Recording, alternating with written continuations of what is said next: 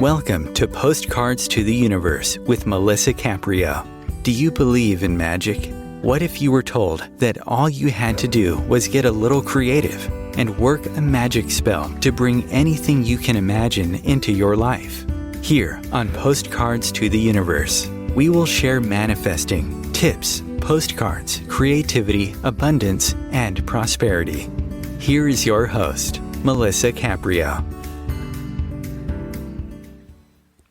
Hello and welcome to Postcards to the Universe with Melisa, creating the life you crave. How is everyone doing? I hope everybody is doing well. Thank you for your patience. We're starting a little late today. We were having some problems connecting with my guest today, Janet Connor, and Janet's her patience trying to get her connected to me today. It's been one of those days, but we're going to be talking about her book, Writing Down Your Soul, in just a few minutes. I usually do a but a good 10-minute intro, and today I'm going to cut that short for the purposes of us starting late and so that I can get right to my guest. So there's just a few things that I want to mention because it's super important. I mentioned it briefly last week, I think, but on October 6th, if you're in South Florida, and I'm going to be doing a ribbon cutting and a book signing for a new Barnes & Noble in Coral Springs, Florida at 10 a.m. So that's October 6th. So please, if you're in, the neighborhood, stop on by. And I'm really excited that they asked me to do that. The newspaper is going to be there, so it's going to be really, really cool. Every week I share a magic manifesting message. It's a postcard that I take, an image of a postcard that I take of a message, of an affirmation, and I focus on that affirmation for the week. And this week's manifestation affirmation is, I am an image maker. And I'm a person who has the ability to invent and develop original ideas, especially in the arts. That is where I tap into my creativity, my spirituality, and my creativity are very closely linked. And being an image maker invites me into a conversation between my higher self and my imagination. It's a drive I have to express myself outwardly. It's interesting that today's guest has also done that with her writing, as she has gotten some amazing answers from doing her spiritual artwork, which through her is by writing. I have recently added writing to the different ways I tap into my creativity. Writing doesn't flow as easy as photography does for me. I speak through images, as many photographers, painters, and visual artists do. And creativity is not about craft or a skill, although it might need a skill to achieve it. It's more about an impulse, a longing, a deep desire to explore. I believe it comes from a force greater than ourselves. It's tapping into a spiritual connection. So when you think of yourself in your own spirituality, what comes up for you? How does that show up? Are you tapping into your creativity as a spiritual language? Are you finding ways to honor yourself? I believe it opens up dimensions of the spirit. So often we are stuck in our everyday life, just going through the motions, and our souls are trying to speak to us, but we aren't listening. Today's show is going to help all of us tap into our souls so that we can really learn to listen to what it has to say. Many times we're getting signs to pay attention, so today is going to be a great conversation with how to discover our connection with our spirit. And as my guest today, Janet Connor, says, and I quote, "Writing down your soul is a mystical practice that drops you into theta, the threshold between worlds, where you begin to hear who wants to be heard and find yourself falling in love with this magical voice. As you move through life holding hands with your sacred voice, you begin to see who you really are and the life you really want to live. And you find the courage and grace to create that life." Okay, so if you want to see the magic messages that I just was referring to, go to Postcards to the Universe. I'm all over social media, and you can find the images that I post every week.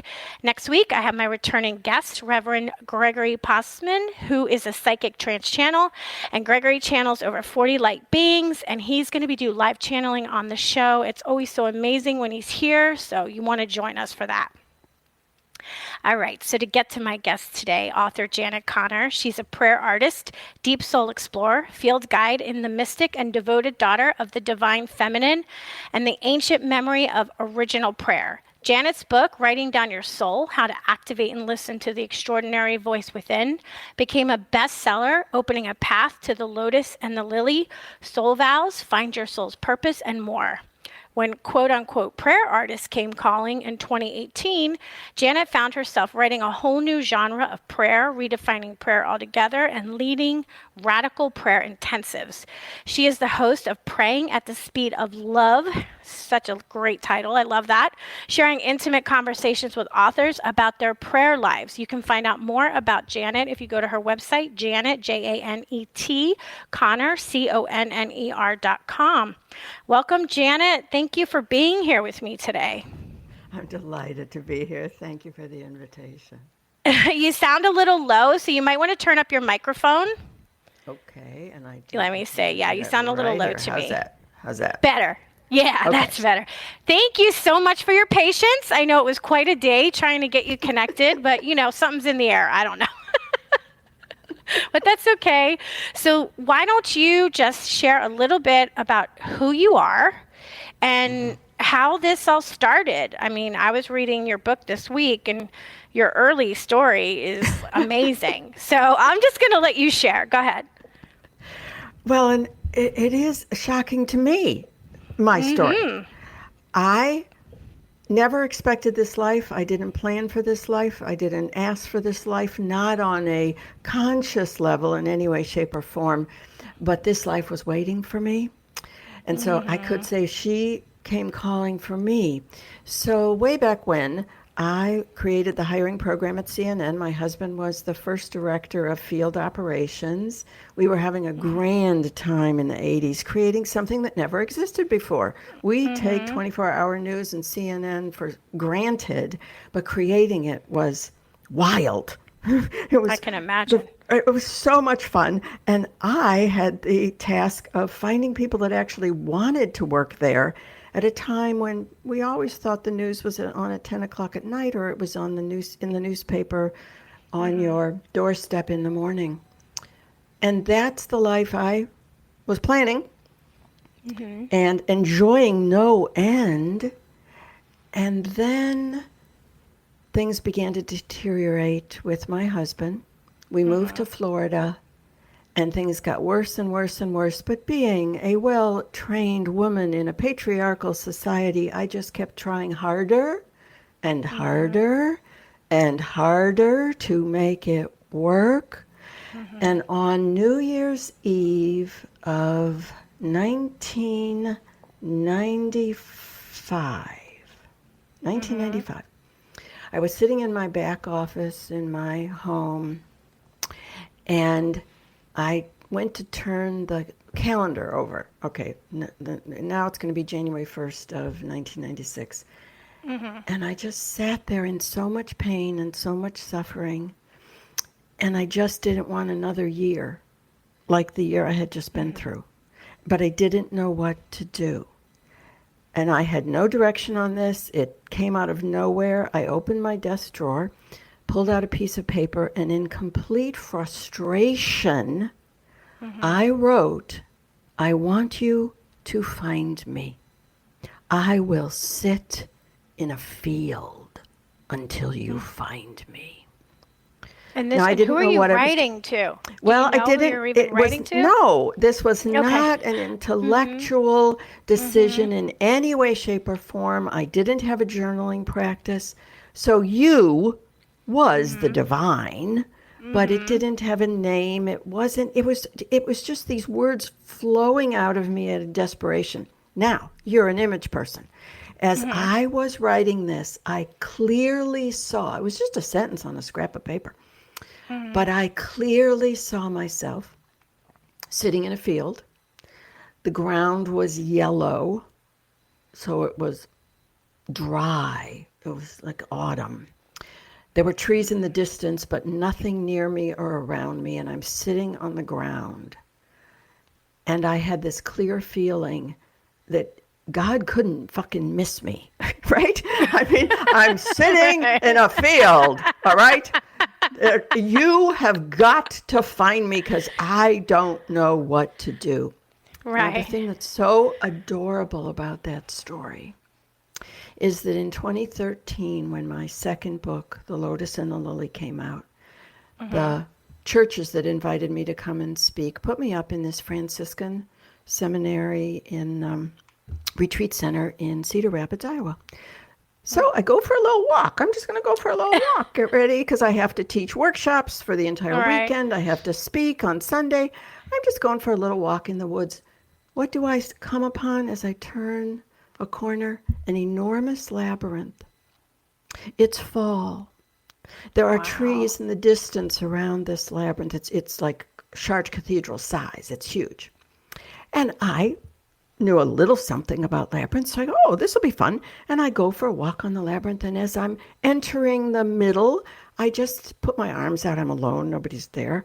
And I'm sort of flying. And I say, I let go. I let go. I let go. I just want to let go of any of the stress that I'm feeling about. I have to teach all weekend. I get to the middle.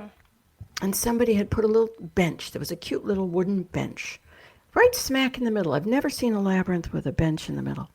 So I sit down, and the October sun is on my neck. It's absolutely gorgeous, cool but warm, and it's almost like yellow snow falling because the trees are all letting go. I am not thinking, I am not asking for anything, I'm not planning anything, I'm just sitting. And I absolutely, positively heard a voice, like a person, like an angel, walking up to me and whispering, your soul wants one thing.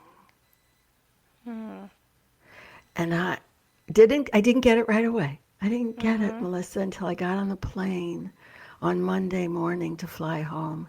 And I looked down on this little plane, and I'm looking over the Iowa fields, seeing if perchance I can find that field, I can see that labyrinth.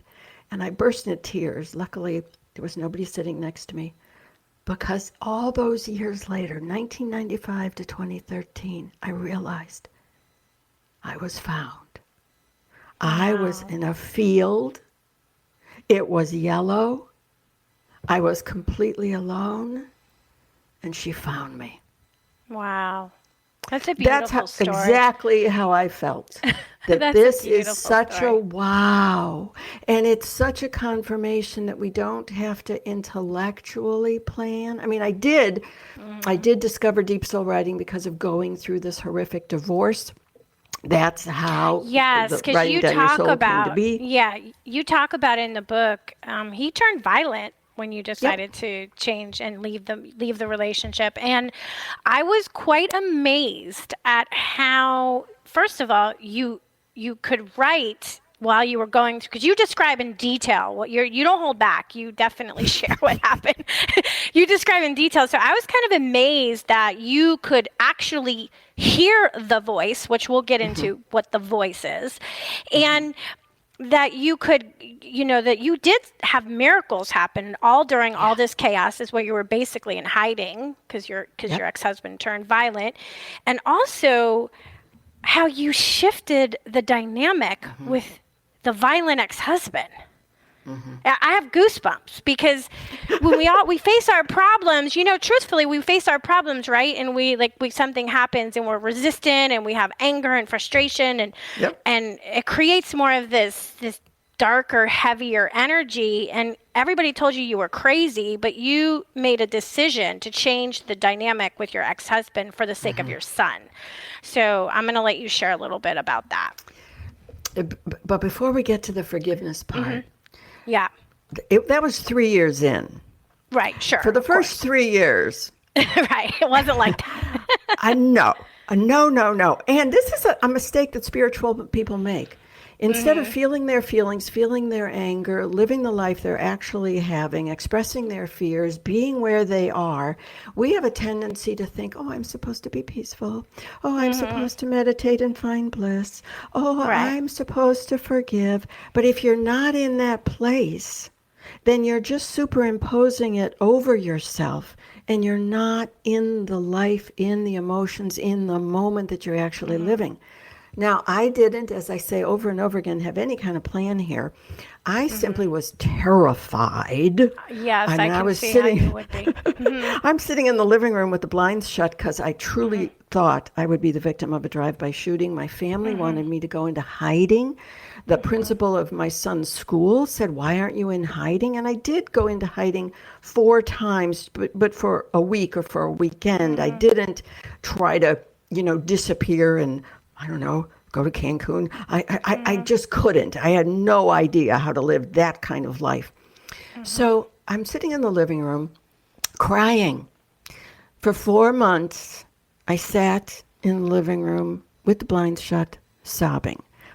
Now, I think this is actually normal. When you get the cancer diagnosis, you sit and you sob. When you go bankrupt, you sit and you sob. When your partner cheats you in business, you sit and you sob. When your son becomes addicted, you sit and you sob. When there's a suicide, you sit and you sob. However, I think 4 months of this wasn't getting me very far. And I couldn't, when you're in that, place, you're completely non-functional. I was completely non-functional. So I'm sitting in the kitchen, in the living room, and my Great Dane puppy, who was always with me. If I got up to go to the bathroom, Harley came and went to the bathroom with me. He was with me always. And for some reason, I noticed he wasn't next to me. And I thought, well, that's weird. Where's Harley? So I called him. Harley, where are you? And he didn't come? What? So I got up and I looked down the long hall. And I'm sure part of you got nervous too, because you're already on alert, right? Yeah. I was in such a crazy place. I hope none of your listeners ever have to have this experience, but I not only had a security system, but Brinks got me this thing that you wear. You don't even have to get to the phone to dial 911. You can press a button on this necklace that you wear. I slept with the thing. Yeah. Oh my God. But, so yes, you could say I was a little on edge. Yeah. And my darling baby wasn't there. So I call him. I see him at the end of the hallway. And he's a puppy, so he's very, very skinny. And I can see that his head is hanging down, and he's trying to bring me something, or, I don't know what's going on. The hallway's kind of long. And so I walked up to him, and I said, "Hey there, baby, what you got? And I lift his head. Now, this is, even by my standards, and I live a very miraculous life, a pretty wild experience, but this is the moment that everything changed. And in his jaw was my unread, untouched copy of The Artist's Way. Yeah. Now, I'm a total wreck. I've been crying for 4 months. I'm terrified that I'm going to be killed. But even as much as a wreck as I was, I knew, wait a second. Yeah. This is a moment. This is help. So I sat down. And read the book. I made it to page 15. And I owe Julia Cameron an apology because I never read past page 15. I'm very sorry to tell you. But you found the 3 pages, right? The 3 pages? Yeah.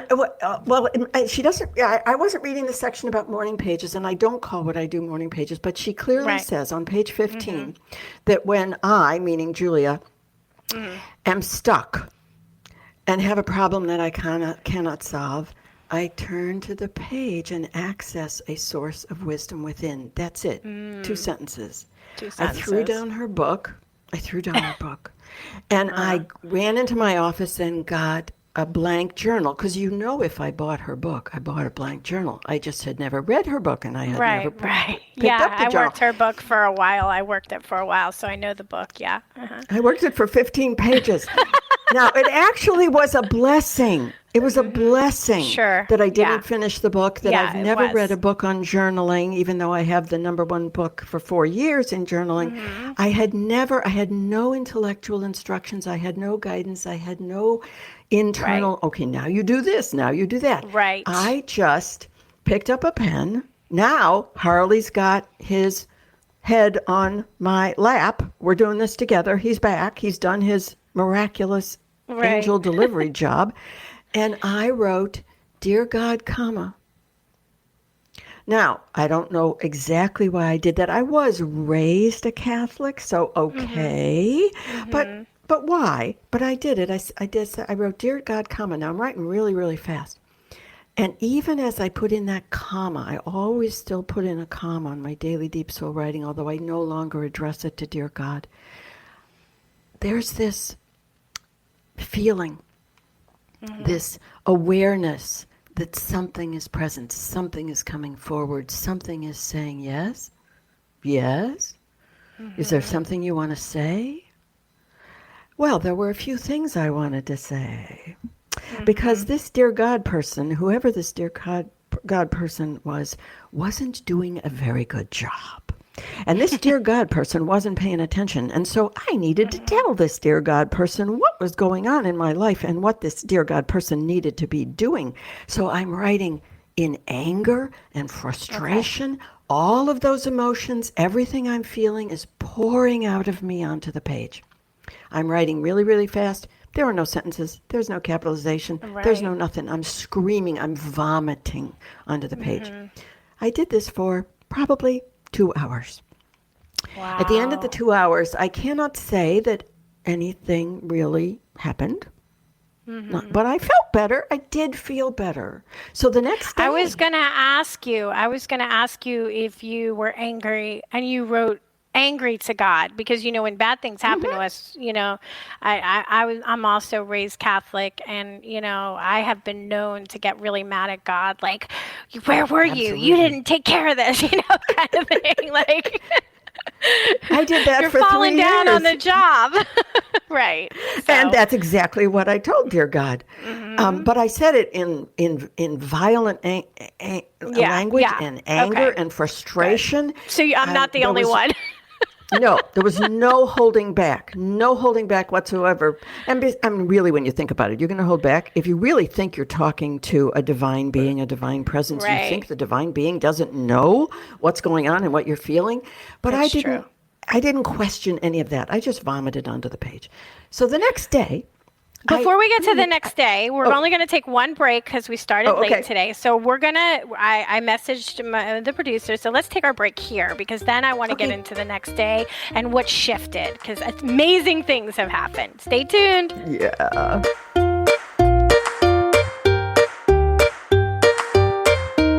Conscious media for conscious minds. OMTimes. Host your show on IOM-FM, the radio network of OMTimes Media, one of the more recognized brand names in the conscious community, and is backed by the extensive marketing reach of OMTimes. Hosting a show on IOM-FM immediately connects you with our extensive dedicated community.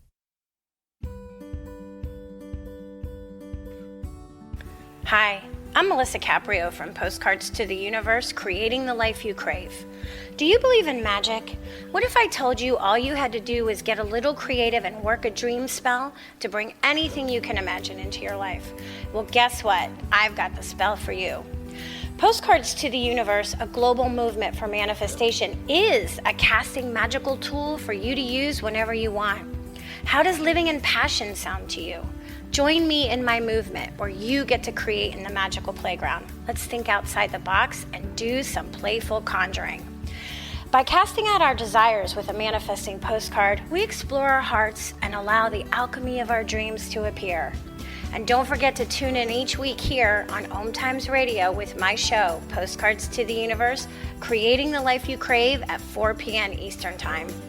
I share tips on creativity, abundance, and prosperity, and you will be introduced to the coolest guests, trailblazers, mystics, and creatives who enrich our lives.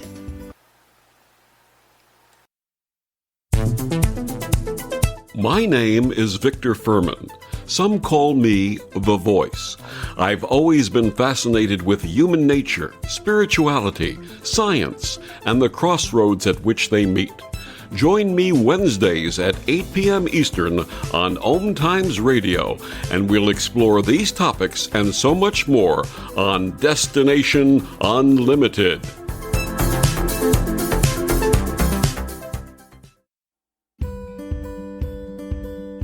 The rainbow is God's promise of hope for you and me. And though the clouds hang heavy and the sun we cannot see, we know above the dark clouds that fill the stormy sky, hope's rainbow will come shining through when the clouds have drifted by. To Teresa Caprio is the president and founder of Rainbow Guardian Inc., a nonprofit 501c3 serving the intellectually challenged/developmentally disabled, including autism. Teresa started the foundation in 1995 so she could help make a better life for her intellectually challenged daughter. Her dream is that the Rainbow Guardian will provide the necessary tools and education to help the public understand the special needs population, because it's often discarded in mainstream society. To find out more or make a donation in support, please go to www.rainbowguardian.org. Rainbow Guardian's special mission is to see these unique people live a happy, full life and have a future of liberty and equality.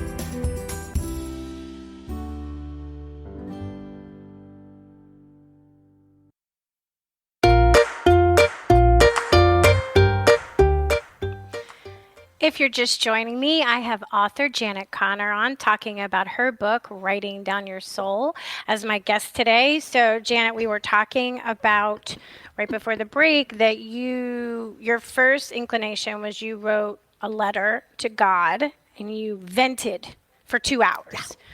Yeah. And then you said the next day. So let's go with the next day. So you felt a little better. Exactly. Just, vomiting, getting it out of me onto paper. That felt better. Right. So the next day I go at it again. Dear God, I'm still livid. And so this continued day after day. I'm going to say for 4, 5, 6 days. I had no idea what was about to happen. I was just showing up, venting every single day. But one day, I'm writing very, very quickly, because when you're very, very upset, your hand's going to move full speed ahead. And I must have just been weary of listening to myself complain. And I did something that I hadn't done yet. I asked a question. Immediately, because I'm writing really, really, really fast, something came through, flew onto the page, and I dropped the pen and screamed because I knew I didn't say that. Right. You knew it wasn't your voice. That is so not me. I knew what I was doing, and what I was doing was moaning and complaining. And I was telling dear God that he needed to get together. We needed some smiting and smoting done on a certain person. I knew what I was constantly saying. This was something gentle and loving and different and directive. And so I very tentatively put my pen back down. I went back to bitching and moaning and venting and screaming, but then I began to notice, go ahead, Janet, show up for 45 minutes. Let dear God, know what's going on. And then when you're tired of that, when you're finished with that, what do you say you start asking questions, big questions? And writing very quickly, just allow answers, direction, guidance, comfort to come through. And I pretty quickly began to trust this voice. Okay, because I had problems I couldn't solve. I was in a financial disaster. I was going to lose my home. My business had fallen apart at the seams. My son was no longer going to be able to stay in private school. I had no idea how I was going to survive. And minor detail, I might not actually live. So I had a lot of questions. And once again, I had no direction on questions. Now I'm so madly in love with questions that there are, I think, 45 pages of great questions in Writing Down Your Soul, because there are questions that are a waste of time. Yes. And they are the questions we humanly ask. When? When? When's a good am I going? When, I mean, we all want to ask when. And the universe isn't interested in answering when, because the universe wants to know, well, what are you doing to create the conditions in your life, in your heart, in you, that this beautiful thing that you're wanting can happen. And we, of course, want to ask, why me? Why me? That's a big one. Why me? Right? Why did you Total allow this waste to of happen time. to me? Right. But these are, and so what I began to stumble upon is, well, what kind of questions activate this divine voice to really give me the guidance, the direction, the blessings, and the miracles I need? Here is just one. Okay. This is a question I've never stopped asking. I'm still asking it. I asked it all during COVID when we were all in quarantine. The question is, what have I been unwilling to see? That's a good question. Yeah, this is, if you will ask that question of, call it your soul, call it divinity, call it universal mind, call it the universe, call it whatever you want. If you are willing to ask a question like that, the universe would be thrilled to start to answer, well, Melissa, Right. here are a few things you might have been unwilling to see, but darling, they're right there. They're right in front of you. When you ask questions like that, it's almost like the cells in your body start to rearrange themselves.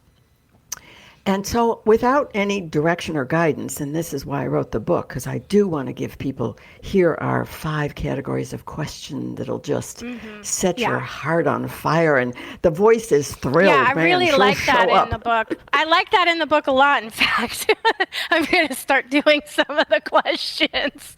I really, really enjoyed that you gave me some questions, because sometimes you don't know what to even ask, especially if, knock on wood, things are going and pretty good and pretty decent. It's usually when we're in distress, right, that we're like, ugh, Well, Right. that's what gets you. And That's this what is gets why, you. in the end, we're grateful for the horrible Yes. things that happen. If my husband had never kind of crossed that line from just being a pain in the ass to actually being violent, he was succumbing to drug addiction and prescription drug addiction. But I couldn't, and even if you can figure out, oh, that's what's going on, you still have to live with Right. the situation that you're in. So I feel now that, no, I shouldn't even say I feel, I know now that we had a soul contract. Right. And we came here together for this purpose, and he fulfilled his part perfectly. Now, if you Right. try to say that to someone while they're in the horror, in the Yes. terror, they're just going to want to, Yeah, I understand that. I understand. Yeah, exactly. But afterwards, if we're willing to get on our knees in deep soul writing, in prayer, in whatever processes open you to the mystic, to the threshold, to possibility, if you quit clinging to the life you think is going to keep you safe and protected. I clung so hard. Let me just keep this house. Nope, there goes the house. Let me just keep this career. Nope, there goes that career. I wish now I'd let go a little sooner, but I think I needed, how can I talk to you about it? How can I write these books? How can I invite you into this threshold, the theta brainwave state, the threshold between worlds, if I haven't suffered my way. Well, in the book, you talk discovering about, it. and I just want to make so for people to understand, it's different from journaling. And I'm going to let you describe how it's different from journaling. And you call it the voice with the big capital V. There's a reason for that. So who is the voice, or what is the voice, and how is it different than saying people who just like to daily journal? Because I understand from reading your book the difference, but for those who are just hearing you for the first time, they may sound like, well, she's talking about journaling. Well, yes, but not exactly. Right. There's much more to it than that. Because it's going so much deeper. And the answer is in the very first thing I did when I picked up a pen. I wrote, Dear God, comma. So what I was doing, now I can look back, is I was telling myself, we're going to drop out of conscious mind. We are going to access something so much bigger than myself.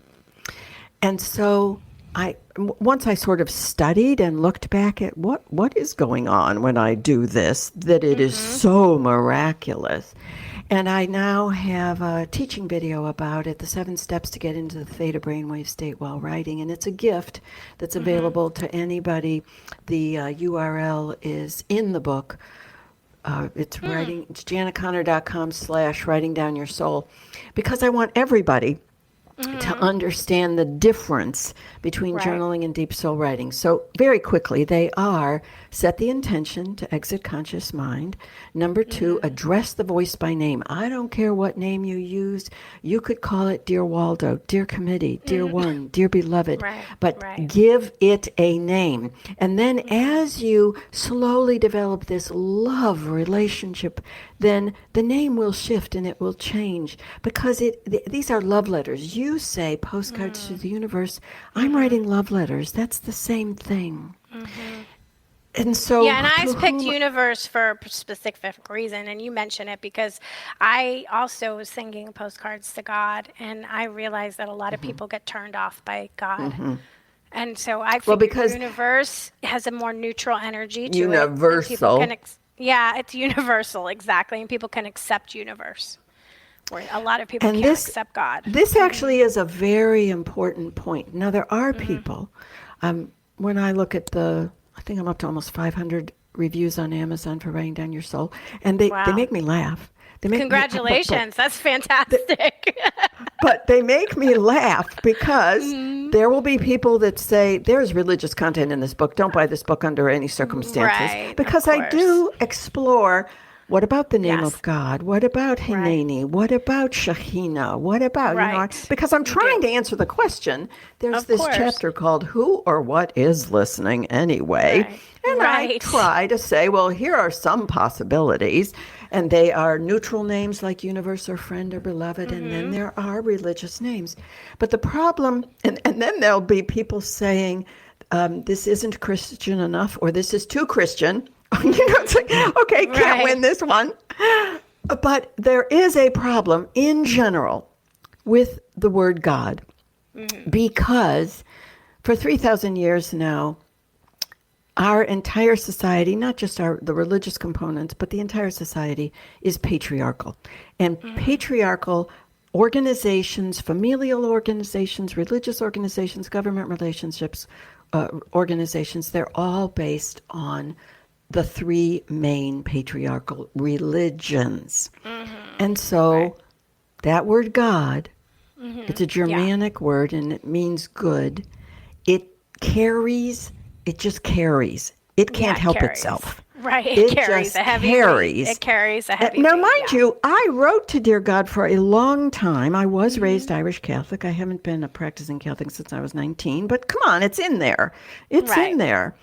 And then, because I wrote so fast, I started to write to DG. So DG was no longer, it didn't carry that Catholic, but it was definitely not, it was something. So I wrote DG, and I did this for years. And then in December of 2014, I got sick. I never get sick. Once I got through the divorce, and I never get sick. So this got my attention. Oh, something's happening here. And this is big sick. This is not get out of the chair sick except to go to the bathroom. So I sat in my chair, and I did a little deep soul writing and did a little deep soul reading for what turned out to be 40 days and 40 nights. You don't know that when you're in it. But on the day I felt better, I looked back at the calendar and went, how long have I been like this? 40 days and 40 nights. 40 days and 40 nights. Come on. So anybody in any tradition is going to recognize 40 is this mystical period of transformation, right? Yes, it is. Now, during that time period, I could only do a little deep soul writing and a little deep soul reading. And so I was stuck with the books that I had piled up next to me on my reading table. It just so happened that all the books were Margaret Starbird's books on Mary Magdalene, Cynthia Bourgeault, The Meaning of Mary Magdalene, a book by a German scholar called Wisdom Has Built Her House, about the history of the divine feminine, Sophia, the dove, Venus, Aphrodite. Throughout history, it's not easy reading, but boy, it was kind of fun. So that she brings you all the way up to the dove landing on Jesus's left shoulder. I never noticed that when the feminine. And she says that any first century Palestinian would roll their eyes and go, oh, that's Shekhinah, that's the divine, that's the dove, that's Sophia, that's Chokhmah, that's wisdom saying he's our boy. Now, these are the only books. And I'm doing my reading and I'm doing my deep soul writing and I'm best friends with the bathroom. And on December 26th, I pick up a pen. Bathroom. Really good friends. Been there. Okay. But once again, okay, the divorce was no fun. Being sick Right. for 40 days was no fun, but it was a blessing because what was about to happen on December 26th would never have happened if I weren't stuck in that chair and stuck with those books. So I pick up a pen, I go to write DG, comma, and it won't come out.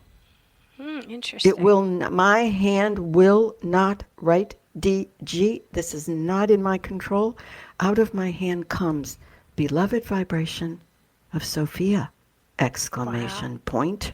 And I have to give her. She won't. You better give her that exclamation point. Everything changed, Melissa. Wow. In that moment, everything changed. And I have been thinking about this and writing about this ever since. Why did everything change? My world changed, my mystical life changed, my prayer life changed, everything changed, my deep soul writing changed. Why did everything change? Because the first time in my life, God fit in this body, this female body. I thought I had a pretty close relationship with dear God. And my books tell the stories, the miraculous stories. But I now have an ecstatic, intimate, exquisite, immeasurable. She loves me so much, and I love her so much. There is a dramatic difference because patriarchy has taught us that God is external, God is male, God's in the cloud, God's got a lot of laws, God's a little on the cranky side in all three religions. God is really cranky.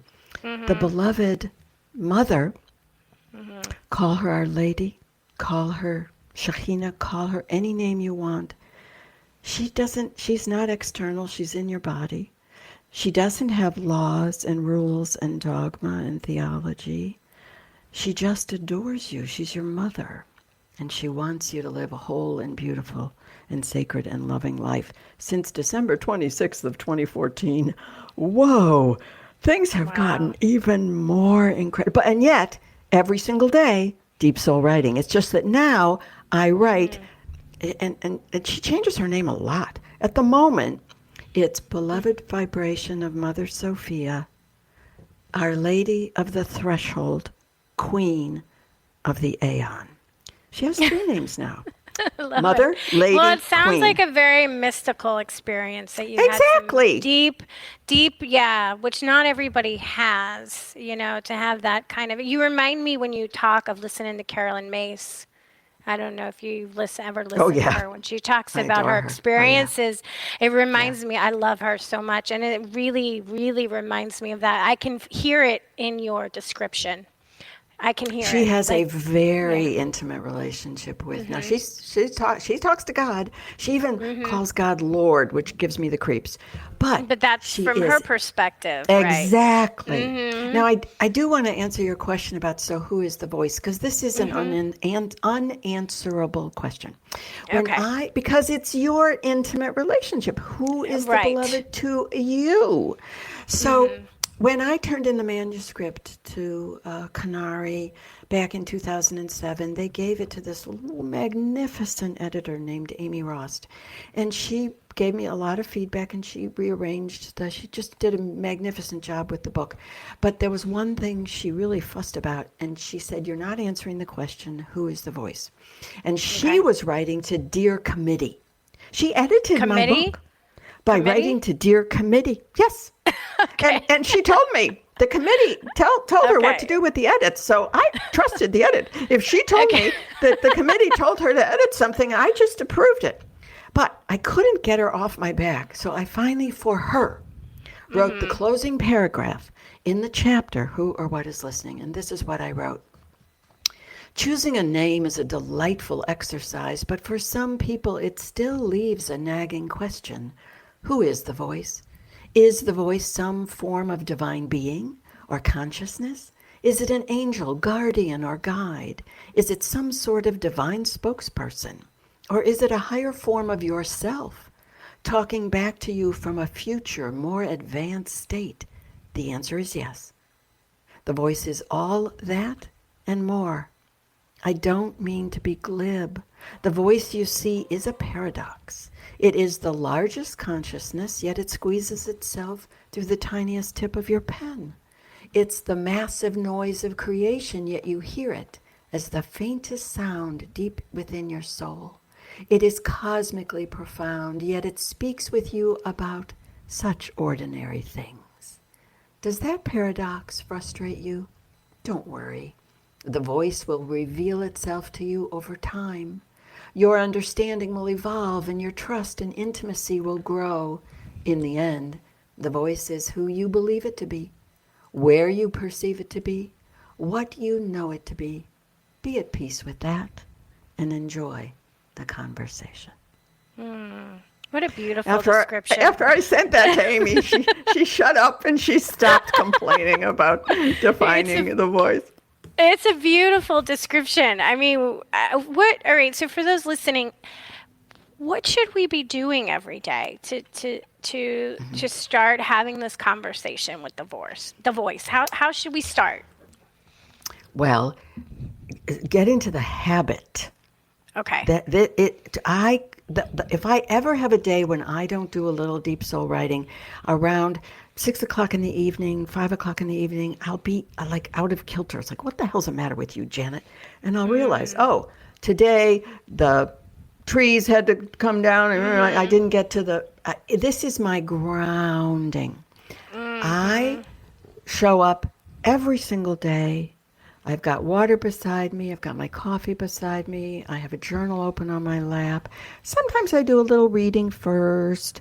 Sometimes I say hello on the page first. So I'll say, Dear Mother, Our Lady, the Queen, comma. And then I say hello. And I tell her what's been going on. And I tell her, I have an interview with Melisa today. And I talk about my life. And sometimes I have big things to say. Sometimes I want to tell her about a dream. I had kind of a creepy dream last night. She and I are going to have chats about that dream. I don't understand it, and I want some guidance on it, because I really don't want to have that dream again. Please. Tell me what you're trying to tell me. So I talk about everything. I'm going to talk about the beautiful a class I had last night in a Writing Down Your Soul intensive. And I just want to thank her. Oh my goddess, it was so exciting. It was so beautiful. Thank you. So I am simply having a conversation every single day, non-negotiable, sharing with her where I am, asking her for her guidance. And as I'm writing, sometimes very deep, profound, beautiful new things come through. Sometimes we just have chats. Sometimes I feel the urge to pick up a book. I always have books next to me. And I'll read something. I might read a paragraph. I might read a whole chapter. And there will always be something on that page that like lifts off the page, flies through the air, and lands on my heart. I'll say it out loud. I'll look up and stare off in space, and I'll tell her as if she didn't know. Did you know this? Did you hear this? And I'll say it out loud to her. Right. So when you write the question, do you give it a moment to see if an answer comes through? Do you take like a breath? At this point, because I'm rarely hysterical anymore. Right. My handwriting is a little slower. I actually can read it sometimes. When I was writing during the divorce, I was writing so fast and so angrily you couldn't that read your I own couldn't writing. even read it. And, right. And that turned out to be a good thing, because guess what my ex-husband did? The very first thing he did was break into the house and steal my journal. Your journal. And then he returned it to his attorney because he couldn't read a single word. And I have learned since that actually, if you are going through a dangerous time period, you really got to shred your journals, because attorneys do subpoena them, which is a terrible thing. It is it's a terrible thing. But you don't want to deprive yourself of this exquisite opportunity to have divine dialogue, to heal yourself. So if you have to shred your journals, shred your journals. But today, Yeah, well, I love in the book that you give us questions so we can start there. yeah. Which I think But is really, please understand, really it's just helpful. a starting ground. Yes. It's not the magic list. Right. I don't look to those questions anymore. This conversation is such a flow. It's that Mobius strip picture that I have. I write, she listens, she writes, I listen. And now it's just a daily, intimate, I call it a prayer practice. She adores me. I know she adores me. She teaches me. She guides me. I'm in this conversation with you, Melisa, because she set it up. Oh, you just gave me goosebumps. I love it. And which I love, Janet, is you offer intensives. So for those who really resonate with what we're talking about today, if they want to go even deeper with you personally, they can do that, which is really, really nice because it's just a beautiful story. It's you had a mystical experience, and it's really amazing in modern day. And it's normal. I am the most normal person on the face of the earth. I'm a Midwestern girl who, used to teach deaf kids. The we're wrapping experience is real. Thank you. Oh, We got off to a rocky start, but it was perfect. Thank you, Janet, for being here with me today. And please check out Janet Connor and her book, Writing Down Your Soul. Thank you all for listening to Postcards to the Universe with Melisa, Creating the Life You Crave. And I'm wishing everyone a wonderful week filled with joy, abundance, and love. Peace.